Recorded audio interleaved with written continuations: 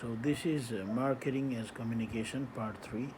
Once again I've designed this this is for online class, for my personal class. So I'm very much inspired by Indiana University for this course, and I did a six six months long course on this, and I'm very much inspired. And some of the texts I've taken it from there as well.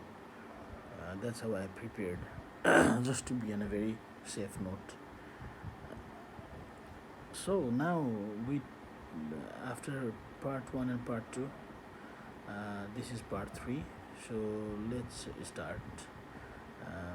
So over the last century, the business world has reduced the practice of marketing as a business function to a collection of well-defined tasks, right?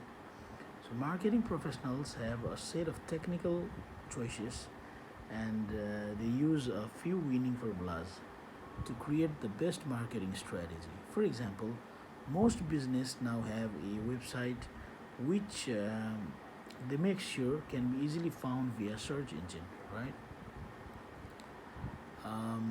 So they usually list their contact information um, on various online and offline directories, and they create a regularly published newsletter and run an email campaign, right? So if their budget allows, um, they might buy advertisement space on digital print and broadcast media platforms. They might also throw a few trendy tactics into a mix, right?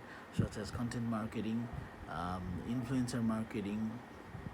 Um, they use social media platforms. Um, However, given the place at which new marketing tools and media platforms are being created and replaced these days, without a coordinated, um, say, strategical goal, most of these seemingly routine marketing communication function um, can become irrelevant quickly, right? By the time you learn how to run a social media campaign on Facebook, you might be told that your consumers are moving to a different platform such as TikTok. Just when you finally invested financial and human resources to, say, optimize your company's website for the Google search engine, you might be told that web search has gone less relevant. Instead, you need to optimize your site for mobile or voice based searches, and develop a search strategy for, for maybe Amazon.com. Marketing communication is more than selecting from and completing a checklist of communication tasks.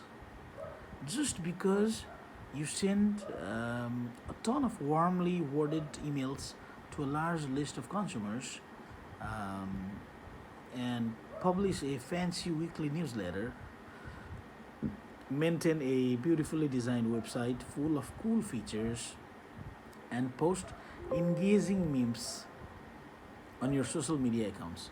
If your customers are not listening or you are reaching the wrong audience, all of these efforts are wasteful at best and counterproductive at worst, right? Like a tree falling loudly in a forest with no one there to witness, a marketing message sent but not received as intended would not be impactful. Digital marketers today must pay extra attention to the reception and the effect of their efforts. So, how do we navigate this increasingly complex digital media and technology ecosystem while staying relevant and focused? That's the question out there. We need to go back to a fundamental question: why do we need marketing communication in a business? At its most basic level, all marketing activities serve one core function: to help buyers find a seller in the market and vice versa. Is it not? Let us use an example to help us understand this idea. Imagine that you are an amateur sculptor and you decide to set up a stand at a local flea market to sell your work. What can you do to increase your sales? Given the market environment, you can do a number of things to improve your sales. For example, you say maybe you can set up your stand in a prime location with high foot traffic, showcase your product in an attractive display, hang a large sign with a catchy and creative slogan to draw attention, or pass pamphlets about your work out in the market. You can also contact previous customers or and your friends and supporters in advance with information about the event and offer them special discounts.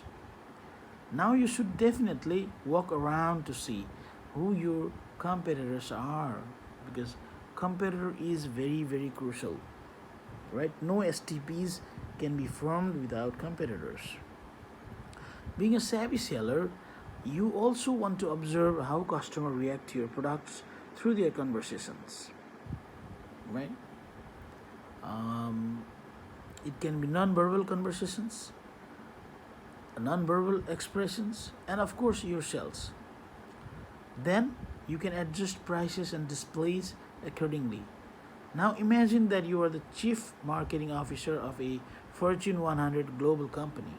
The market is not a local swipe meet, but the whole world, and you have a marketing budget in the tens of millions. Will your marketing strategies and tactics change? It's a question. Not really, right? You can secure a prime location by building a highly visible website that appears at the top of your search result page. You can make your website content more engaging and attractive. You can buy banners and digital ads that use catchy and creative messaging. You can send out emails to a mass contact list, and you can distribute digital coupons as well. No matter how big the market is in scale, how complex the marketing environment, how many marketing channels and tactics are available to you, or the size of your marketing budget, your objectives and communication strategies remain the same. In any given market, sellers and buyers exchange goods and services. To facilitate such activities, the sellers must first develop a marketing strategies based on the nature of their products and cost and profit margin and the market condition as well. Buyers' characteristics, motivation, knowledge, and capacity also would influence the strategy. Once a general strategy is set, it's critical for the sellers to develop and execute a marketing plan. The sellers can reach potential buyers with product information through promotional and persuasive outbound communication.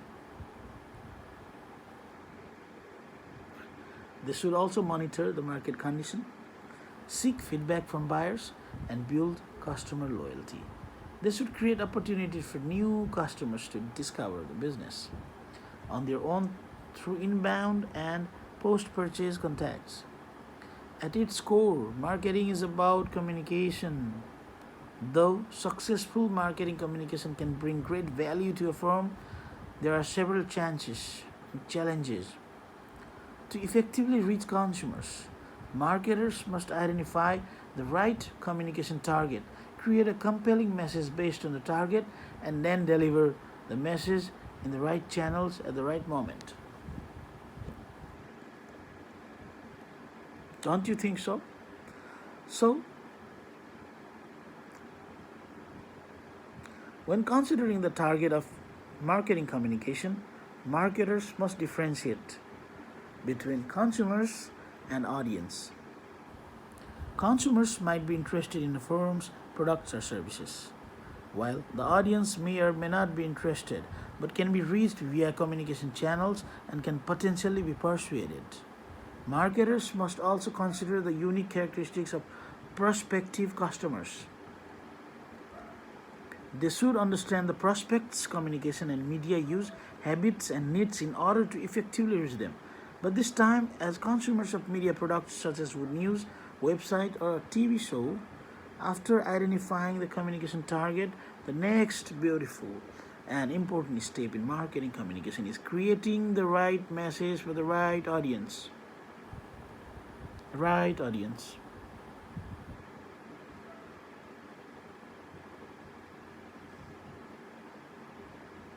For marketing communication to succeed, the message must be interesting enough to capture the audience attention. Attention. An attractive marketing message must also be persuasive and strategic. Marketers also need to find the right moment to deliver their message. Will the communication targets be paying attention, ready to make a purchase, and be knowledgeable enough about intended products and services when they receive the marketing message? How will they react? How will you know? To address these critical questions, marketers have historically relied on media and audience data provided by the publishers and media companies. In the past, advertisers use audience data such as TV show ratings and the number of print subscriptions to predict when and where audiences pay attention to media. While this audience data may still provide important insights to marketers today, it cannot tell marketers whether or not a consumer is considering making a purchase. Marketers often utilize other sources of consumers and marketing intelligence provided by third party agencies. In today's digital age, the internet and digital technologies offer marketers unprecedented access to data about audience and consumer behavior and target them with the right marketing message at the right moment through search engines, interactive websites, and social and mobile media platforms. We will further explore these data driven marketing strategies in the later talk. Once a marketer has delivered a message and received feedback, their next challenge is selecting the appropriate communication channel and media platform. Not that long ago, marketers only needed to manage a dozen or so dominant marketing channels, such as out of home displays, direct to consumer mails and coupons, and various print and electronic outlets. However, just in last 2 decades, human society has seen the explosion of new media technologies that have led to the creation of millions, if not billions, of new communication channels. Every Facebook page, online media, and mobile app is now a potential vehicle to carry marketing information. Finally, as marketers, we need to keep in mind that communication is more than creating and sending messages, and it is not a one way persuasion from businesses to customers. It moves both ways and can be used to build long lasting relationships that will further brand success. It is estimated that cost of bringing back a lost customer is 5 to 6 times higher than initial acquisition. Digital marketing today should be more about relationship building than persuasion. In interpersonal contexts, we use all sorts of tools to express our ideas, conveying meanings and maintain relationships. What we say matters, but how we say it, in what context, may directly affect the recipient's response. This is also true in marketing.